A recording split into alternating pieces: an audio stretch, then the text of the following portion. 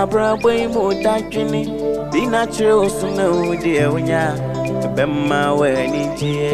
na ketia panso kamu ema ketia pa our fidi in it to SOMPA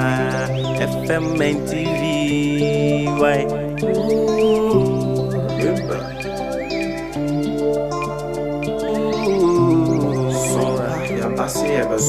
Yasin SOMPA mani jeni akati apana unu warada SOMPA de asitne imuno ema akati apa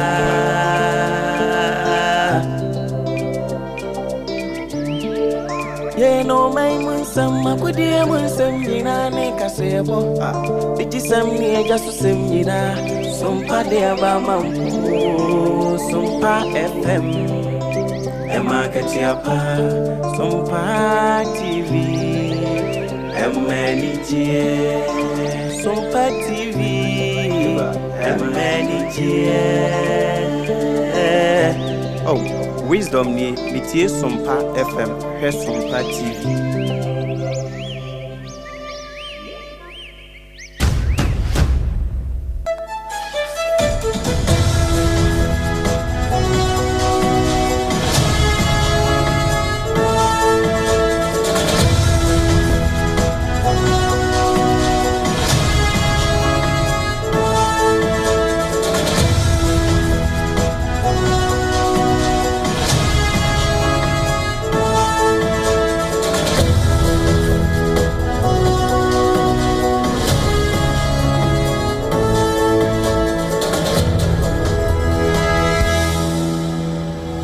Ebo somene de toso de dunensia premono enyato ewo SOMPA fie 106.5 FM we akra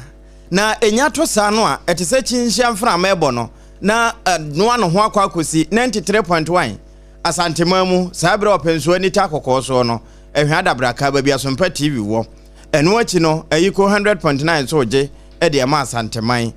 100.9 echi no atoyema ntemu 101.1 takwade no no na 103.3 takrade 101.3 no yedoma ahenkuro 98.9 yebona ahenkuro sunwane na 90.7 ye wo no mo a ewo bono na pu efom nkransa na 106.1 na ahenkuro tachiman so je ato de apete Kingdom 106.1 FM ewo mankasi mfifiri mantemu adamfo pa radio France abrochimamu nebutu pariton wono nso de yensempai epetimbi na awia Facebook no so YouTube no so ya yemma ewo ho say ye Facebook a SOMPA 106.5 FM akra na YouTube no SOMPA FM live ensam ne nyina go www.sompaonline.com na akọ ye wura Prince Ataboata Adamanti de di mu akotene ya awia brei ubehunu a kire wadwen wo ho no bi ene se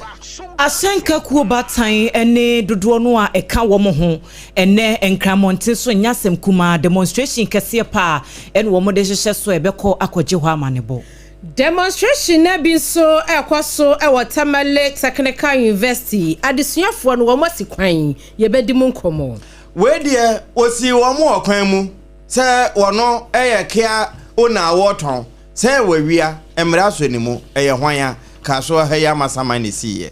Kane opanyini abedi echire ya na woye Attorney General ena wakasa ya wochire mu ese emprempren egi ya wote akonya so ne nsem bi a wakeka ede afa lawyer fo nkabom ku no entweyi Asante Mantamu Atafua highway no so akwanhye bi esi eni anyan sada ena eko asefo se sra adom no sede be na tutuafo meto nhye yansunti apem ahesi ani aduonum wo mato na peten enipa enan ato na mo wonse do afoforo so be yedumienu ani akire wo maprapre mu odin power kwanhye bia esiye ewo wakromu janhye ho nso yede ho nchiremu ebebremu University Association of Teachers one mo ka Ghana fo nyina se yampanimfo anhwe na foma gudi a yetunu kwambone so no anya ye nyina bibi besi ene enkutahode bofo ye owo ensase agudie ene kwaye ho nsam so wode atodwa se obi bi obekasa aban wantimi anko galamse no na woni no wodi ntro Yebekwa ama no ne ni ede ho nso ensemu efiri ho ba na yede ato akasebo no so ede amamo kama na bibia etumi akonkan awie yi anuanom basa yaji nkonwa yebekan kasebo no ede amamo a adwoa asare animidin mene triple A man ajapia APAM DADAA ena afi Abena Adepa Kofi.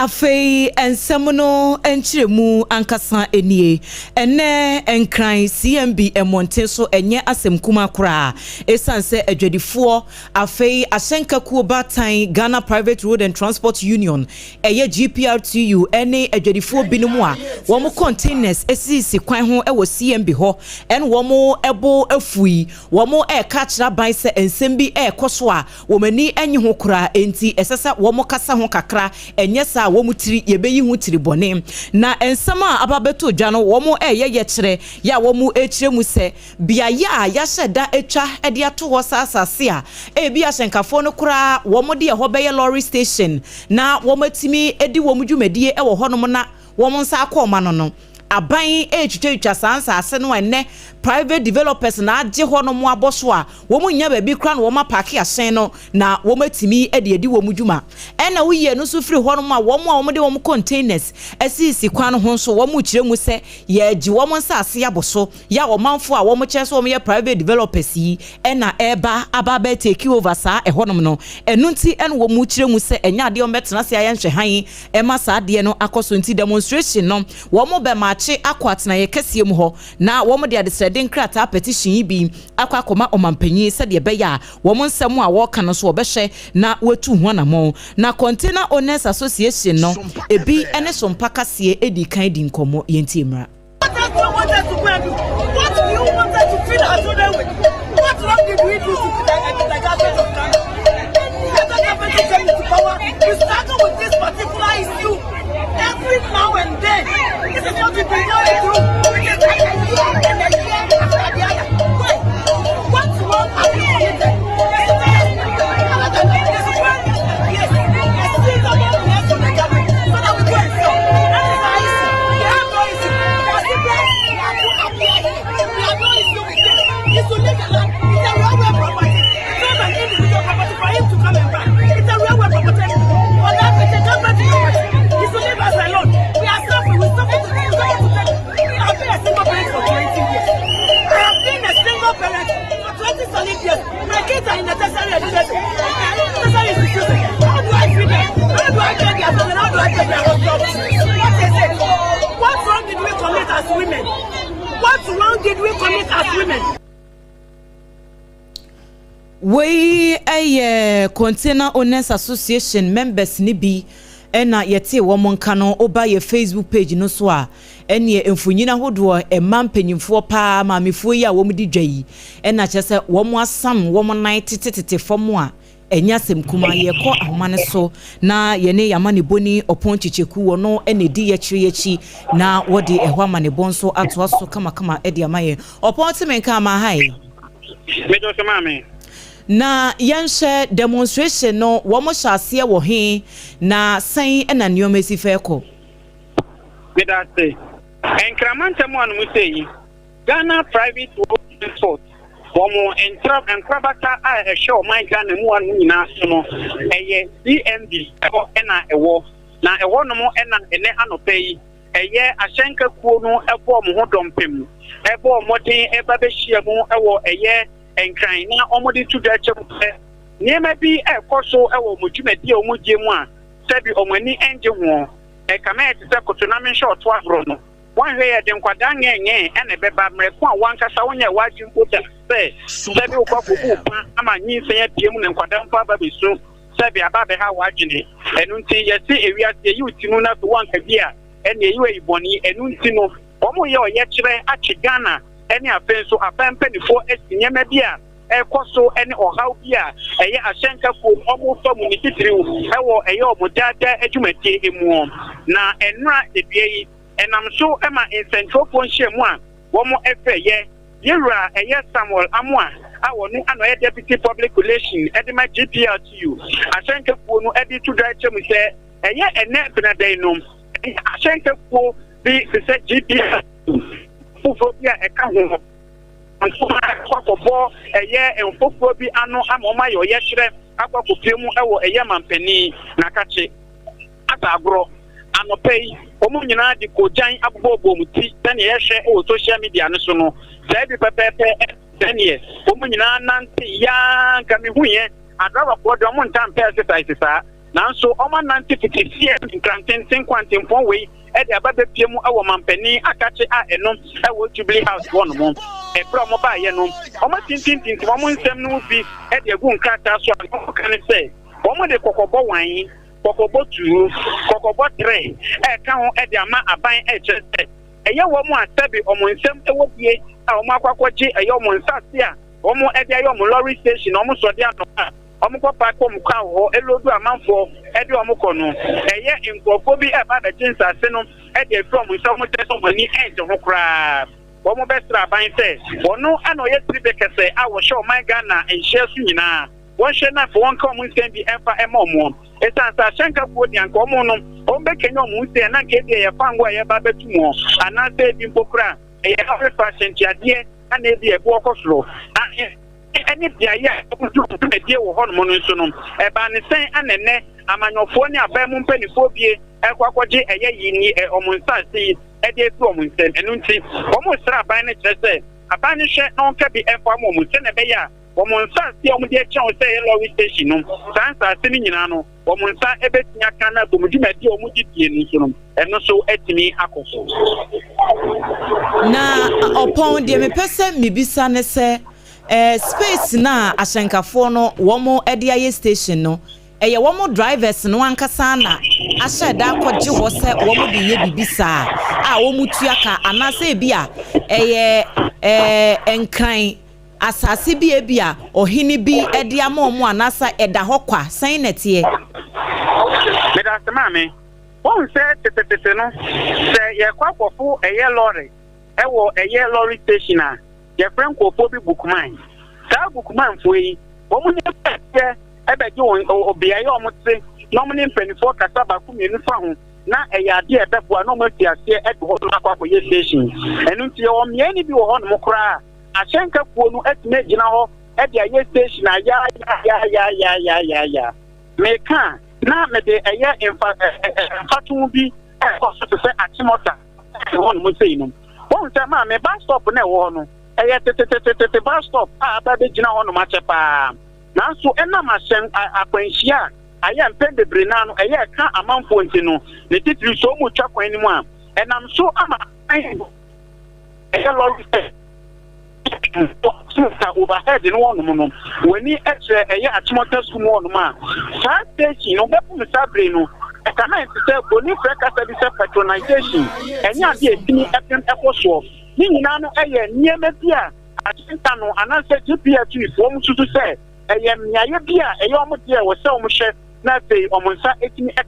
na e kana ntse omo nsa so na ye mpebebe no omo nsa kan omo ni assemblies no ena ye di kasubom ene no ne sa no assembly ni ba ho no ma ba da jo mo to kakra secretary so omo tete ne so a assembly ni ba ho na jo mo so omo ba ba supervise no ma hwe ana de bie tia percent so omo nsa something kakra bia omo so se omo nsa kura che a eno enam so ama investors afofo e ba be je no eno ho to kwatwe ene eja reche ene esu a omo so a ene omo bi omo hawo ekoto mampani enimu no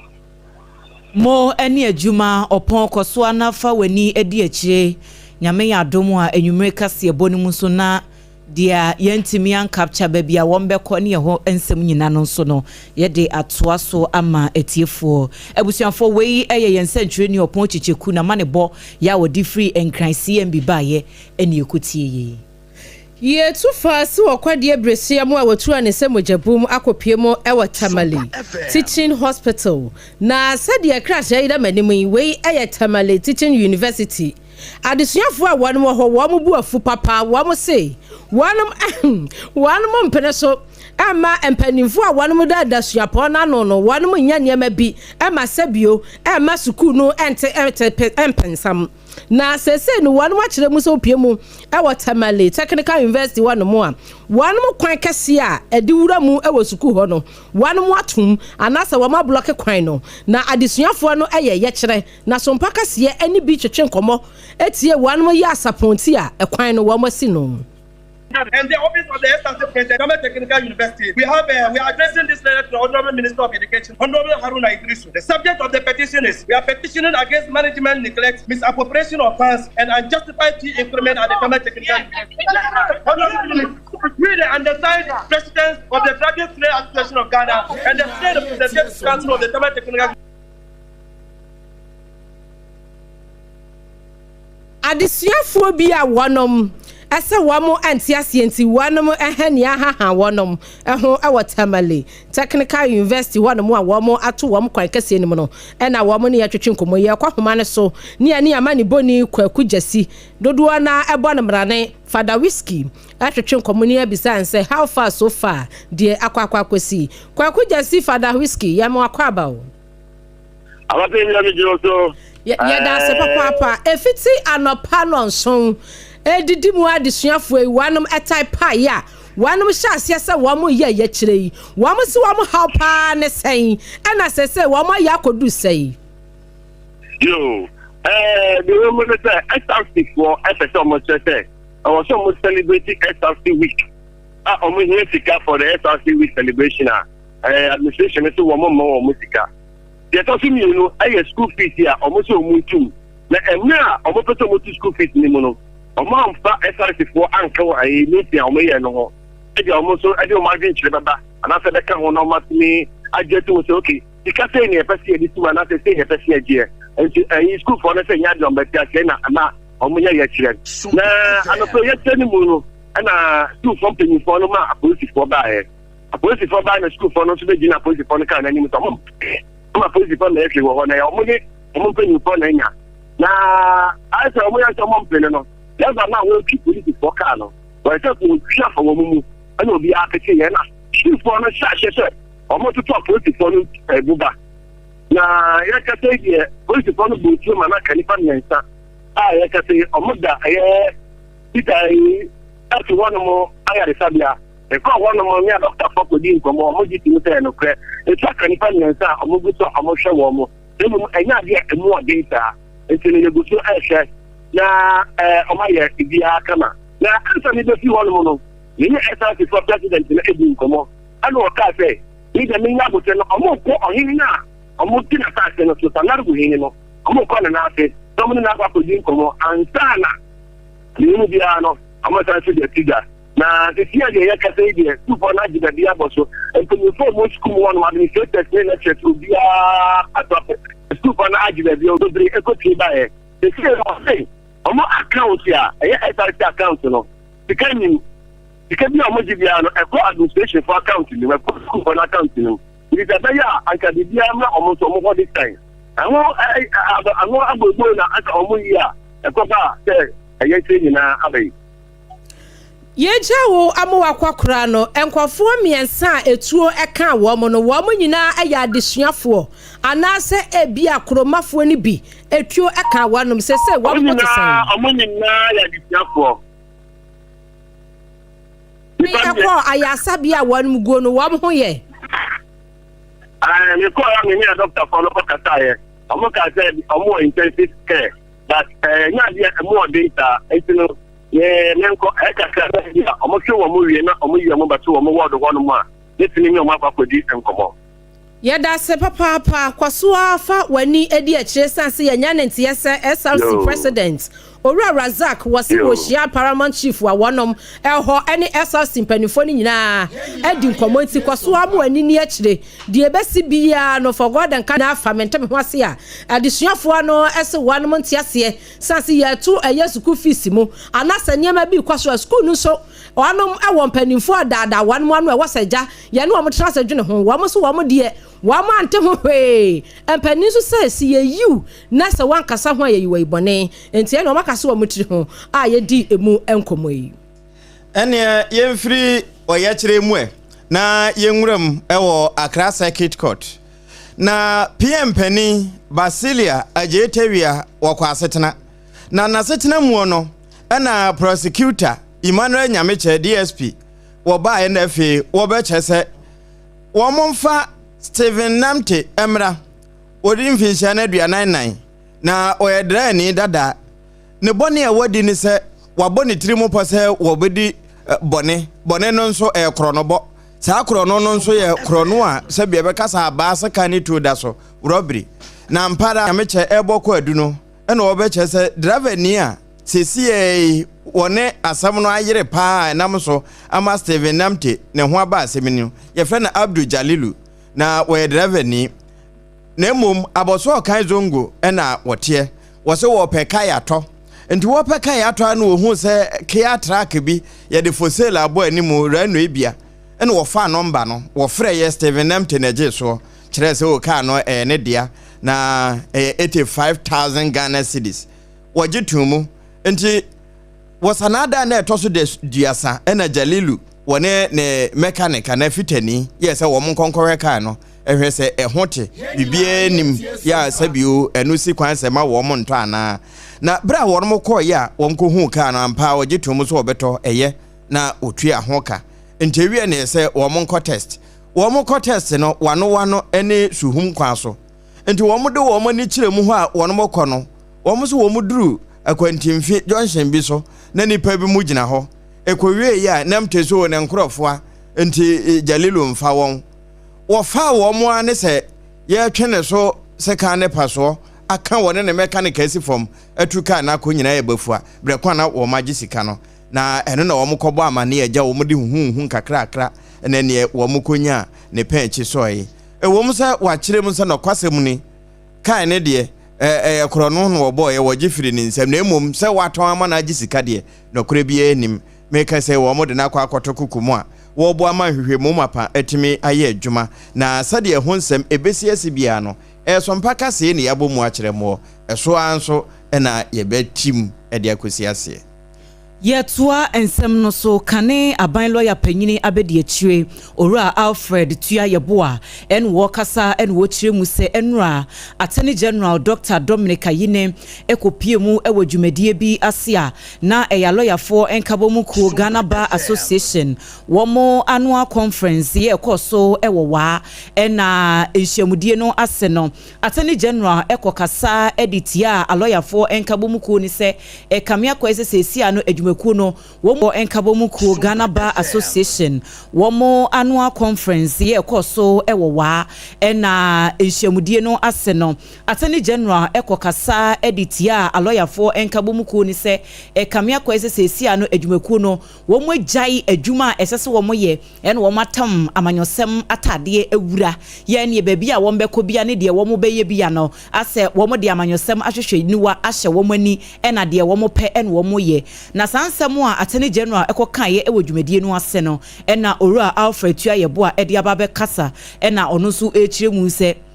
opanyin no kokase saa na GBA fo no ye dia ene ne ono so woka ho bi sans ono so ye lawyer ni ai wono so we lawyer ni ma wono kra no sesi a wono na ye aloyafo no nyina epanyini enti se wo begina ba bi na be kase amanyosem ene wo mo ya na se wan kasa so no wonso amanyosem ni bi na wo ye na ne nsem a wode tu dwa no wo se emire bi a etwemu wo hwe NDC apen so na fe MPP amanyoko no wo administration se bi akoso a Saran so na Shraj Commissioner 2014 wono so wo mo ho na asema ne kopa ba bi tina ye na abato commissioner so dwam 2017 wo mo ho na emane kope baby tinaye enti Chief Justice asemi ya abai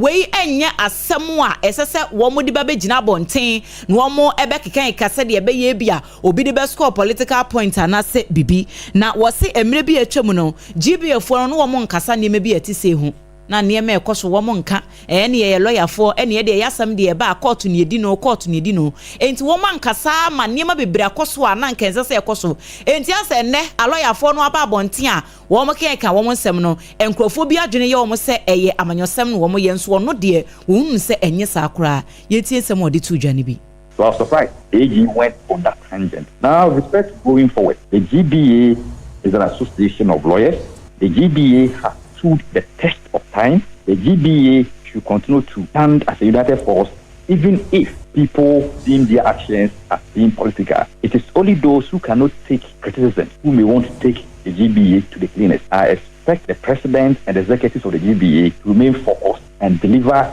their mandate as executives and lead the GBA to where it ought to be. Ene ya yekotie sesie yi eye kane aban lawyer ni abedi achire owura Alfred Tuyayeboa. Afe yanko bambom abebrem atoye afa ho no wono modwumadi a wo modie se wode sra adom enso ababeka ho na sade emu nsamte no abusua we straight ene se wo mo de ababeto so chese wode nipa mako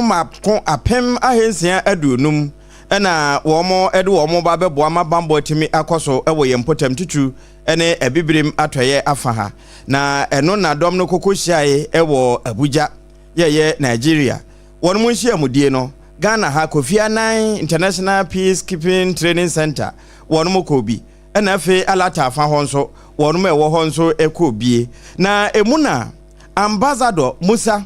wono His Excellency wona ECOWAS ho no woye pani a wotua no ehwe political affairs so eno wo se sesei wo mani abrepa e de sra don be sempimunum kura ya standby wo gina nchen edoma boa se de be na abibire mafa ha no ye ho ebetimi atoyen na wo bo we so no che se sesei woto wani na ahwa anweatam no so atutrafo na na ewo ho no a ene wo mo asesa wo no kwan e de wani a kire eba anafo afam ya eno Senegal, Mauritania nom wo manyi won ho emfrim saafo no nso eka ho enti General Ziblim Bawa Ayorogo wona Kofi Annan International Peace Training Center no otua no wono nso de ne de eto so ene wo che se sesei wo mote se hwe na wo modru ho enti ahoboa de wo mo aboaboa bi ene afi wabo wo motirimu ponso se bambo a eni ho won bedom amanaba. What Chief Justice Enkane Mami Gertrude Araba Esaba Saki Tokuno ya yeyi ne so akonya no na wohwemu a amamra constitution no afi apema hankono eduokono emienu 1992 de no article 146 eno so anampanifo se wonom hwe ya wonom eginaye enina na wo mugina so a wonom ediyi ne to akonya na opani e wo kasa sesei a ye Daniel Shedi ama wo eyedom dodo no etenene e wo mrahye bedwafie meche majority chief whip ononyamfo Roxin Nelson Dafiamapo where South Day emrahye bedwadi eno no so kasa yi wo se abi mu wo hɔ no mu a sesei no kamia yese wo ma wo nim de wan ma wo ma AKOSUA pon ahodo mu ene a lawyer fo anka bomu kuo wan ma wo nim de pa anka kamera wan mu nim rase eti constitution na se wo mu sesei ena wan mu ka kire mu se article 146 no enka be ya enka wan mu enane ani kakra anase enka wo mu nyimfiri wakora no wo mu fa adefoforo enfa nhyem yei eno nonyamfo Roxin Nelson Dafiamapo a kire mu se wo hu sabio enyina so bia nti a ewo sesa article 146 no wan mu ayifiri ho ana wo mu di bibi foforo ebe sha anan wo se sabi ensem a wan mu ka no wo se enya logic entini eni mrem na wohwemu a sa article 146 no eno na mam ho emra no ho kwan ema se oman Chief Justice se ebia bibi nkoyie na adehye bi di petition bi ba na wan ti committee said ya wo mo ya Mami Gertrude Araba Sabasaki tokunu de na apɛ na se bubo na yenhwan ne to akonya no eno no de da so wom a ebegina mu ononyafo Nelson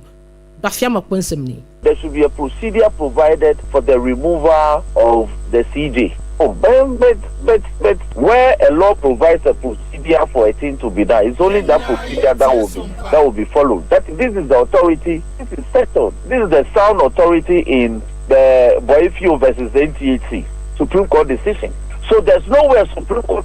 will provide a constitution. That instrument will only mimic what the constitution provides. They cannot depart from it. It's neither here nor there. South de Mrashe Bedwani wanu kro ya wopie mu ewo eye Mrashe Bedwafia wano one majority chief whip onanyafo Roxon Nelson Dafiamapo anu disem eni Arahosam abeto dwa ene se enipa enan womo atonanom ewo ensiedu afoforo beye edumienu nso womo eprepre mu odin ni nyina ya kwanhia bi esiye ewo wakrom junction ye ben yamuransa ewo Cape Coast enkran kwantimpon yi eso enra ena sa arahosami esiya no mu kyeremu se eye DAF track bi ana alodi 700 boto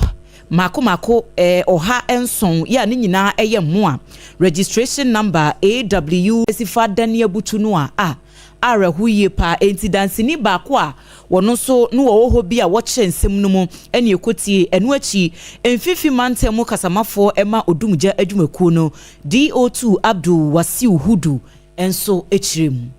He said there was an accident after Yamuransa Junction, Wakrum to be specific. So Mudu Honong say 2 vehicles, one truck that was carrying about 700 bags of rice, moving towards Accra, was the truck was moving in the opposite direction. The other one say some people were still trapped into you see equipment and chassis expectation. Yes, so they were able to remove about 5 people, and they were confirmed that only one person was confirmed alive. And before we got there, we were informed that others were removed before our arrival. So until Omuko Brewa Polyclinic.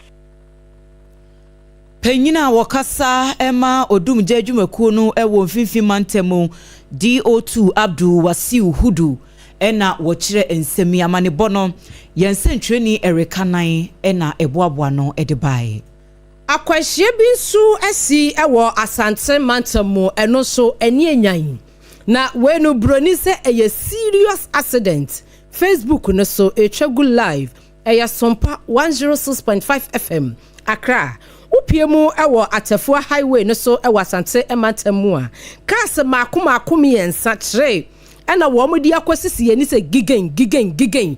na adehye eprepre mu odene ebimu so etinananom esiedo na wonu mu kire mu say sprinter bus bi an registration number CR 1466-22 ena taxi bi so eno so ne registration number AS 5533-19 ena Lancer car bi a eno no GT 8233-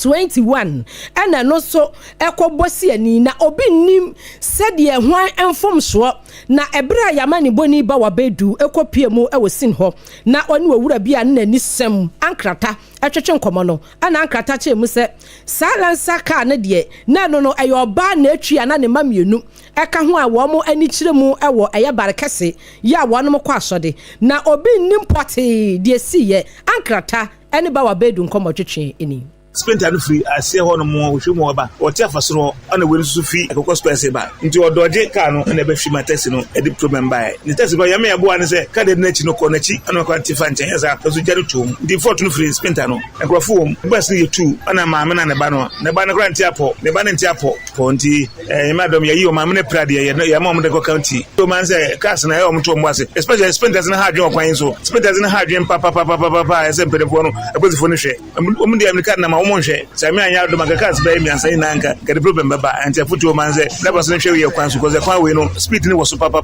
anti ahwe na so bia ahwe kwan we so o prai no private car mu no na dia ye ne ko ze ma me pra amode mi no ana ne ba so ntia ne ba so ntia ponto se yesivu no na dia metimadi ho dance kakra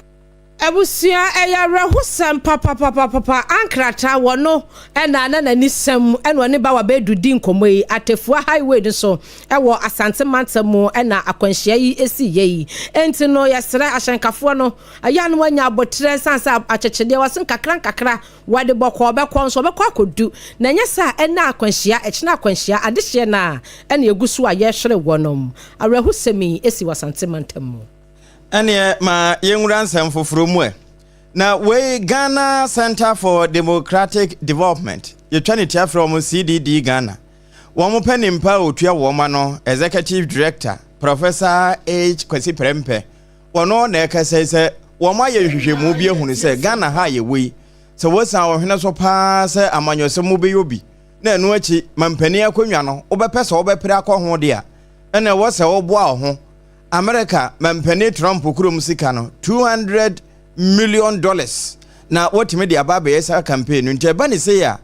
ye ni ba fomu ya ma no ya eden pa se wo mo ebetimi anya sa akwanya no emfa ho se nimde ya edibu man aye ni tirimu ma nyansa container ebu no kon se wunkura sa sika ya ebe eden be ma so betimi apiri mampani agwa e wo Ghana ha. And it's not just a Ghana problem. Not only in Ghana are we running elections where candidates are putting up millions of dollars, tens of millions at the presidential level. Over $100 billion is what it takes. Actually, that is like 2,000 number. Currently, it's probably double or triple. We don't even know. That's the problem, right? You need about $200 million probably to win a presidential contest. How many of you here are ever going to be in that category, in that cohort of candidates, right? Even the parliamentary level,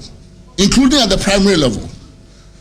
it's just impossible, right? You cannot have that kind of a democracy and expect it to be developmental. Eno Yewura Kwesi Prempa one ye chief executive officer Adema CDD Ghana professor ene kasa ye na busuanya ba ne se ya wo busa o se hwan wo a wutie mi ene betimi akwasa ansa homa no ho ene ye fa ho bosompa 106.5 FM Accra na sompa obi baas no ye de ba abusua fa ho jim na fe emfaso e wo ho no e ho nkwan wonso no mbi sanse wo no mede wo ho abata sompa ni nyina no wo mo mfaso yibochu ene ntina Leicester Company Limited a wo ye Yas toothpaste and toothbrush say at the 26 September fie de be na wotwe sompa obi baas na e de adwumadie nyina e ba do medwam no wo mu di yanim ene ye ba na nso ni nyina no kwan sa da ho obetimi aso asene bi ene se Yas ekutemu no beverages nso eka yen ho sada na multiple cast nso ka ho 21st clinic the sciatica commandant ni pesetters wo mu ka yen ho ene ye ba na ye de bere nso na be ye adwuma oba part-time herbal mixture Dr. Tafri Jade aba no wo ka yen ho na ye ba adechie enti ye dwumadie no num ni ye firase ebetuom a ye kase ye bo ye midei ye de beto wo dwom ho a obehu oba pa adwo asare saa na obehu AKOSUA AGYEIWAA akode obehu ABENA ADEPA akofi abake na wasan hu evangelist Elijah Abobare enti abusua ya ye nyina ye nhia ho oba pa AKOSUA nhira ne dom mobro wasem ye de beto wo dwom ho na we are making kwan ye da ho no oni dwadie puno ne nkomo 0547 548 538 na yenkasa nkyerɛw enka die ntia eyese time no onumobie na time hebo mesha ya ye ka ho asemi mepacho wunyanya binom ya kɔnekɔpɛ time heba mesha ni binenom ai sanse eboa wa wanum ato a wuntumi ne di se wie pa na hagye ade aduane aba besi ho na wo se wanum ato a wuntumi ne di die o ye wankasa ho de service enti pacho kɔpɛ time heba mesha ni binenom eboa ema general body pains nso etu ase e de free ho eti di yade na beka wato ho no hu se de wo ye ho a eno na ebeboa wo afen nso mu a sebe mo baabi no ya na nsoa bi tagugugu ho ni tichu pa na mema no obu ho no a obeyi ne private part no bohu se na nsoa ne ade na piepie na chese hadwen me pacho eno no meka se meka no wate ase enti ho no no se ebetimi asiesie ho kama na bibie timi akonkan a eno no ese wonya time mixture ene ne capsules obai no bi ne besiesie wo baabi ama ho no mo ache solid immune system no so eboa ebusti no nti yade bi eba entimi ma mewramu emese niema general well-being say bia wonam ho na wo ho no mo ayesie wanyare obo hu da kro keja na we twa hye wonso be he nyame amfo wa fikyira na wona wo kro no na enipa ni so de nka bibia ye okay nso mu no niema wo hono mo ekoto a ne nyina ye nyarewa hodo time HH mixture ene ne capsules ene ekamfo ede ama wo bibia tonton nro bia ukọ hono ma ubenya bi number no eye 0244 417 669 0244 417 669 enye wo monko a eni krai mu kane no na ya nananom eye dido enti no osode anopansa na sukuu ni wubekọ sukuu no ye de kwapo bonsia anase cap ye de bom na wabubobi ebusi immune system no ma wanya hoden enya de wa ya de wa bahat no ebi nchew na nasan enipa ni adaje woni bremu ya homache na maame no no na esene no papa ne na esene no enti ni panimfu a wanom abobe ewo eye abibidromo etenase no mse ne ye kope ayi no hini no ta hahama any dua hini ni nkom na wanom dia hyedi doi bi kama wohwemu a Facebook na da so ya bottle ne fine we wanhwe ya bekasa brofuduro we eye bibidro pa enuani nru a womodi aye enya asem ketwa eye 20 na 74 edini ye de enya easy 20 na 74 ubetimi afra ni T74 na yade a esa HIV esa afei kidney infection esa liver infection esa bad breath esa ulcer esa menstrual pain esa chronic cough wasi wa bowa na che wakwa ya sabia kwa ya de no entimi ntu ase unya 20 na 74 na T74 ebetu wana aka so no ase afiri so wasi wo haya na obo etimi hyehyew wonko ade bia ase wo yanya entehyewa broni beka se asthma ebetu ase ya de 20 na 74 T74 ebusuya esa no enya asem ketewa ukọ pharmacy ana over the counter ana drugstore edinu eye T74 ni dosopuo mu ano ubetumi akọ Akeshi Drug Lane ubenya bi Kumase Ashtown Kolenak Heba ubenya bi wadrei oba wo ma akwada nufo onka ho wo yo ba penfo a unum bi akwada wunya mfinhia no edumienu a don't touch am eyempanifo adro a eboa echechemu bi echemi die 0240 0246 073 498 0246 073 498 enyumeku adamenti ye besisi ya yesro twen yen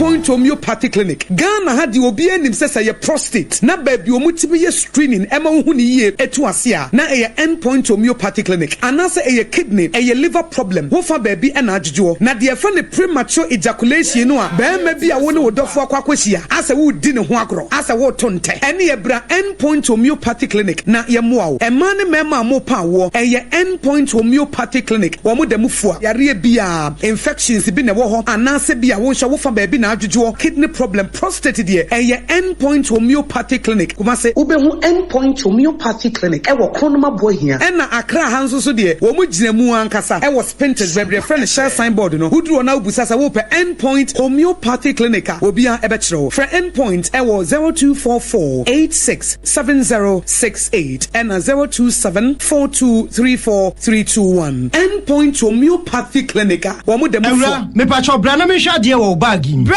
aden enanso biem time heba me hye ya me ka se yi ba akun ani wayi me yensen bra sanya time heba me hye esia gyimi ni me fiefo enya de abako ebeso yen we de udi se ofa ni nyina time heba me hye me ka se me di one dance ya heaven ena de mekwa akopie enti se malaria we draw ne time heba mixture enye enunku o de nanum ato a wontimi anidie no time heba mixture duro no ena ye ma o oba a wafa afuro de o ma akwada nofo ene akwada a woni mfie dumienu entimi num aduro yi bi se obeto aduro yi bi anoma hwe se wakọ hospital anase lab am ye hu se wo atridie malaria yi bi ansa se o petam heba mixture enu dudu atu a fo ani kire KNG Herbal Center ewo Emrom Abidjan House ana ba akoso wo atonsu Monaco Junction eno echi obenya bi atowo over the counter medicine sellers any herbal shop dodo na emu pre 0244 417669 kayo set time no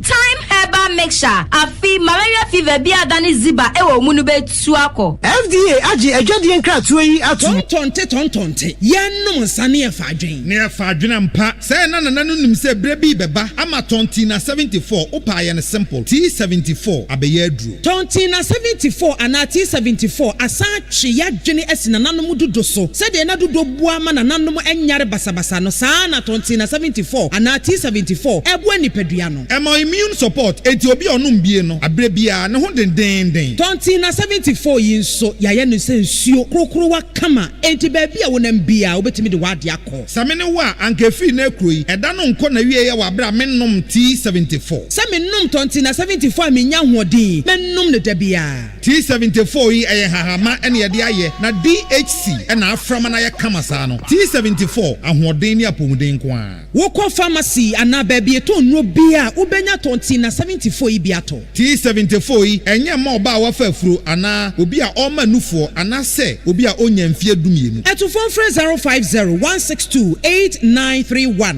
and 0246-073-498 FDA agye adwadie nkratoa yi atom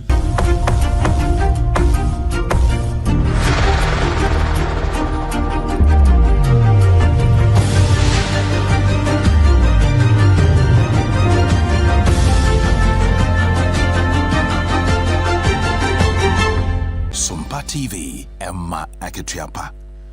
Emma Ketuapa ampaye damase se munya daje na yadani ye ho abaye to akase bono eso na Ghana Catholic Bishops Conference eye asofofo no womuku no en wo mode ofre akọ ede amomampani John Dramani Mahama ese edimanimi ya wonhwe na state of emergency no won declare bi ewo meaye yawodo ya yetu efomagudi a emfa emrakwan so aye frɛ no galamsey no na wo hye enkrata ye o matintim di abade munsam de eche kuroi na ne fabo nyina ne sesesi ano galamsey no yaka ho asɛm aka kamia kwa sɛ afekura de afunu omanfo asum nanso sɛ asie nyantuye ne de wo mekoso aka kopem sɛ ensakyerɛ beba na wo mde omani ahunu bie wo se wo kyire mu a sesi a wokɔ yensu ahodoɔ mu yakwan ye forest kwaye ene niema bi etezisa no akuafo emfudie ye twatugu ene niema bi etezisa nya de beboa kora enti omampani emfa ne nan ensi fom na wontu anamo emfa saa asemi ho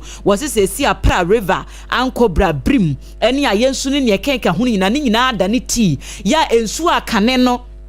eni krojen ya wonam kora no a obetimi abobi wo nsam no wanom no sesi asansu no nyina yemfa yensa enka na yenom de akoye yem no so wo se eho nyare wa edeba emu cancer eni ne mabi etisa ya ne ye ka wo manfo bi wo ho no ma wonte ase ensu okobisa wo mo nimde ewo yapom den sensem no beka cho se ensu etisa no no mu a etimi de nyare wa bi te se cancer eni skin diseases huna mani nyare wa kidney ni ne mabi etisa no etimi de ba enti we di asem no aye ka no enye fadi agro kra wo se ebre na wieduru Ghana ya tena so ache ya kasa ye humu aye wo se sesi ano aban no kra no ede galamsey no asem no adane amanyosem enu sei enya ade a eboa enti me ye ntwen emma enru bia ye bia Ghana no galamsey ne besa ne kra ya ye nyansuo num ne yakokra nsuo fira ma no ne ede aba Ghana ha no wo se me ye ntena se ntwen emma saa bre no enso ebre no a eni enti esese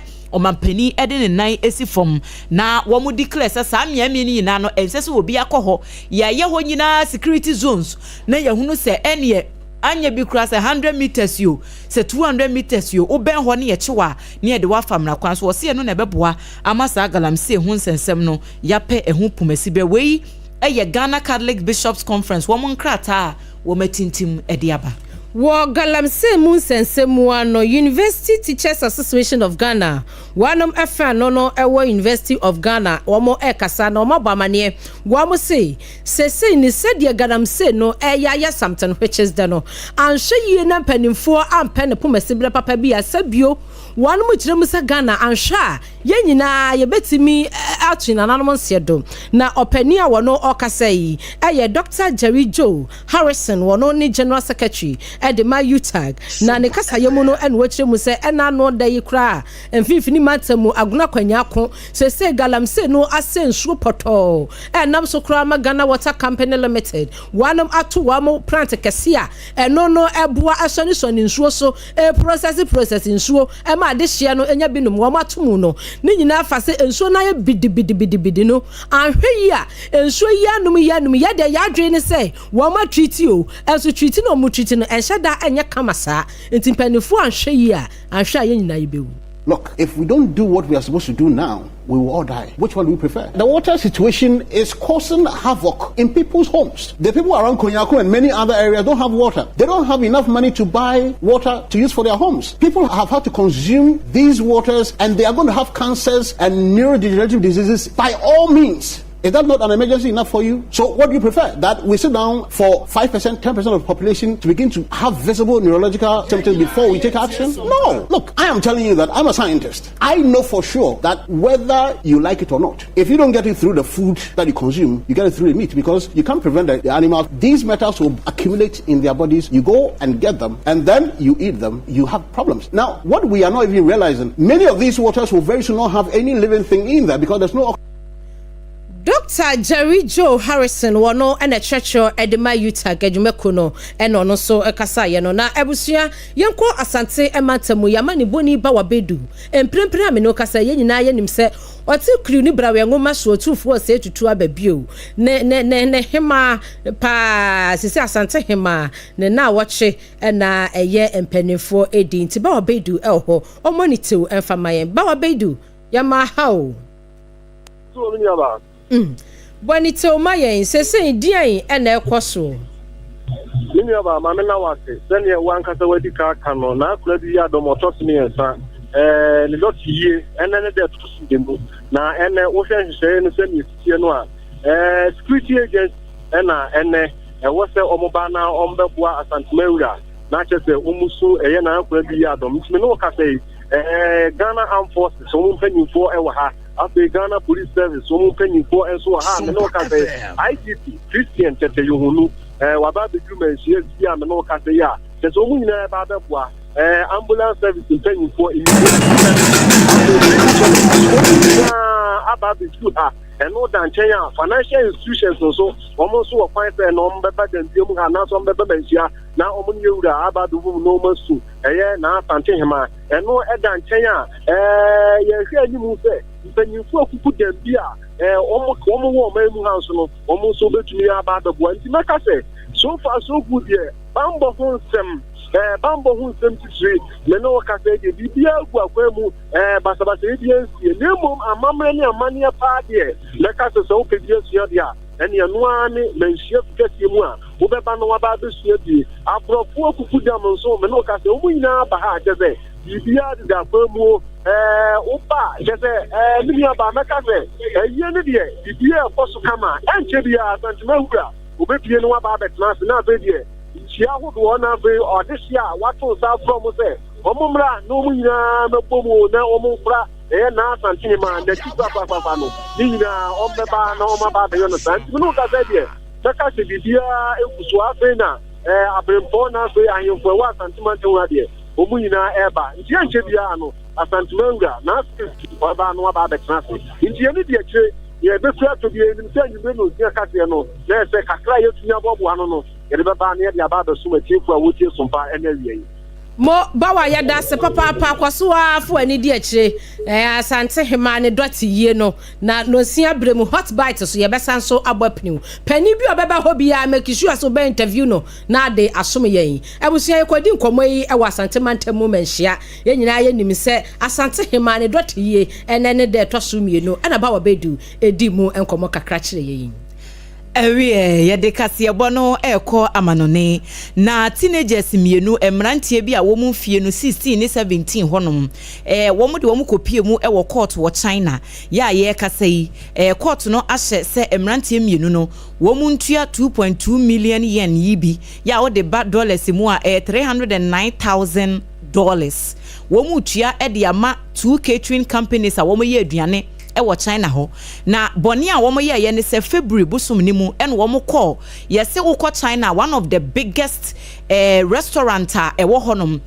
fonyin ye dia to ye Facebook page no so no na one of the biggest restaurant ewo honom womo call ho se womo kwa kodidi utim se mrantia no womo atwa bi kakra na wo bi anim de ba ye se bia ye na no womo ye aduane no mintimi hu se bia caterers no na womo akodeda ana se womo akọ break ena mrantie mienu timi ekopie mu wo bia ya womo no ahokọ dwonso gu aduane no ano womo ye nim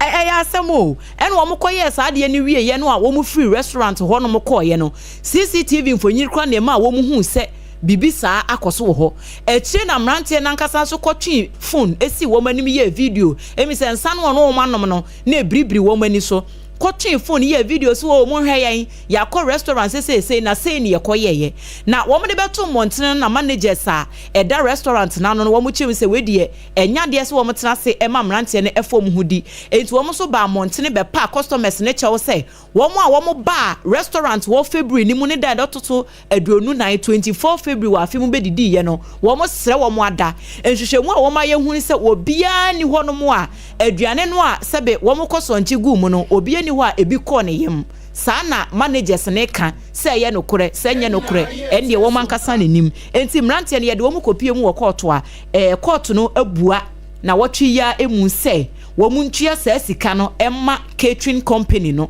na afen so wo ma wofo so ye twa sika to ho no a wo so esese wo mutua se abatan a wo mankasa anchire wo mo makoye bibia etisa afen ne kurakura mu no wo se customers a mobile restaurant ho nyina mpacho ye ma mo mpatasika mo a mobile restaurant wo sa ada no mo mra na mo medidi free ya obia entua ka eno any compensation a wo mo de ko ede ama wo mo enti asemu a e free China mine mu eba ena ye de ho amanebo asomui ene na ye de si China ya wo mo we mponkyere na ewe ntafre ene abomo ka ho na wakwadwo nso e de agu aduanim na we aponkyere ne kura wo we na Johnson ana oba Johnson papa eno so ni ye gina na ye de kase ne se na fe na waso wa fidi ansam a awie ye de to awo no de edi mu akotene bi ene se Eya GPRTU adwumekuo no na afei Container Owners Association ene womo eye demonstration ewo enkran CMB a womo kyerese womo ensase a womo ye adwuma wo so no enkrofo bi agi afiri womo nsem Sada na Temale Technical University so adesuafo a wanmo hobie womo si womo bu afunti womo aye kyere ni nyina efa school fees ntumu ene niema bi a SRC fo ne kyere mu se enkoyie ewo hyiaponim ene afoforo ya na amanonia China phobia akwadwo nso agu restaurant wo moduanim ene ye de to house premotobreka sebo SOMPA 106.5 FM Accra na efa headquarters ye SOMPA 93.1 Kumasi Asantemamu ayiko 100.9 so fa bie afi 101.1 takwa 103.3 takra de 90.7 Nkransa 106.1 Techiman ni nyina ya SOMPA noa Sada ena 101.3 eye do ma henkuro SOMPA www.somponline.com ensemi nyina eda ho deja yura prince ataboate ada amanti YouTube no so SOMPA FM live NFA SOMPA 106.5 FM Accra no ye Facebook ena sada uroma Augustine wode akoto ho na awie nipa baasa ya edensem no brewo eye triple A man agyapi APAM DADAA awie bre miniminu amema Ajua asare enafi Abena Bedu Adepa Kofi ebusia dase yasode soma moboro asem e obi asem ato so